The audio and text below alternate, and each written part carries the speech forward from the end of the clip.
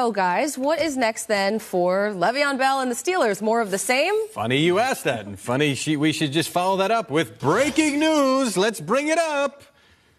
Nothing, right? Oh, come on. There it is. There it is. Ian Rappaport reporting Le'Veon Bell is not in the building yet again. So still James Conner.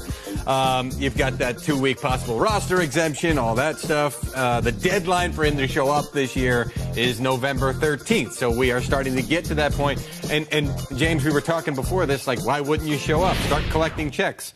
I don't know. Why not start collecting checks back in September? To me, it seems like we're pushing this all the way to the point, the breaking point, which is November 13th, for him to show up, to get the credit that he needs to be a free agent in the spring, and then sign a monster deal in which he's going to have to, well, he doesn't have to, but I'm sure he wants to make up all the money that he's lost to this point. That's the interesting part. How much of a monster, hey, it's Halloween, is this deal going to be when you look at what has happened with the Pittsburgh Steelers with him not there? Let me They're calculate more points. I mean, James Conner, Mike Tomlin just talked about it. They want to have this grown talent. Well, they got one at running back right now, and everybody's going, well, obviously we know how good Lev Bell is. The acceleration, the patience, everything he has.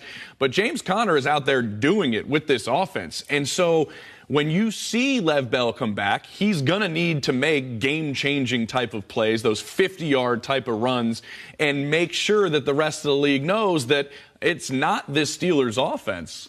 It's me that can make plays for your offense if I'm going to be somewhere else next year. Oh, we know all that. I believe that Lev Bell is the best running back in the game. And yes, I'm saying that with Todd Gurley, playing the way that he's playing. I think it's smart for him to do this, and I think this is a trend that we may see with guys going forward. I know when they go to the CBA, guys are probably going to fight for only being able to be franchise tagged once. Because guys want long-term security. He's a running back. He understands that his life expectancy in the NFL is not that long. He's making sure that he still has tread on the tires. I think he comes back with fresh legs.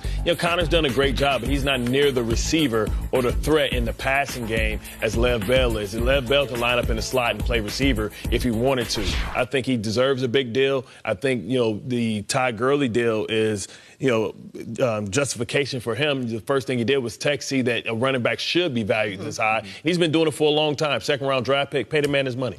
I mean, it is interesting to think about this offense, though, when Lev Bell does come back, with James Conner going for his third straight 100-yard game, and then you have Le'Veon Bell added to that mix. This offense could be so explosive, the things that they could do. And it is disappointing if you're a Steelers fan, because you would have liked to have seen that all year long. But also, I don't know if you would have seen this out of James Conner, because Le'Veon Bell would have been there. We are pushing $8 million to answer the question, by the way, pushing $8 million of money lost to this point, which could continue to climb. It's over $800,000 each week that he is letting go down the tubes by not showing up.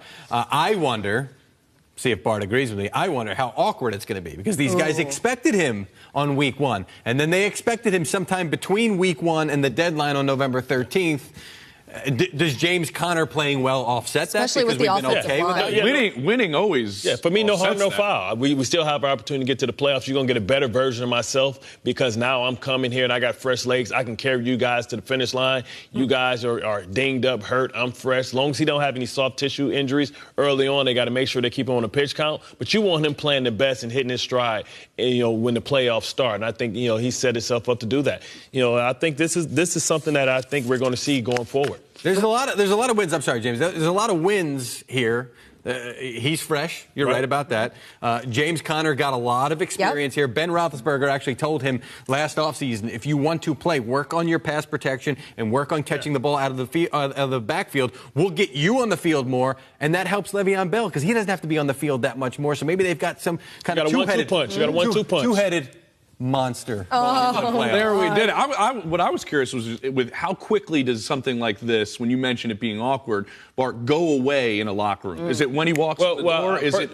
First of all, I need to pull some guys into the room. Raymond Foster, how dare you speak up on my money, man? You're not qualified to speak on my money. You ain't never been the top in your position ever in your career. The offensive line keep my name out your mouth. Like that. Second of all, did you see what happened to Earl Thomas? I think when that happened to Earl Thomas, everybody understood exactly where he was coming from. You can't be a running back coming off an injury going into free agency. You won't find a home. You have to have a whole nother prove-it year. I think he did the right thing, and Earl Thomas is justification. Bart?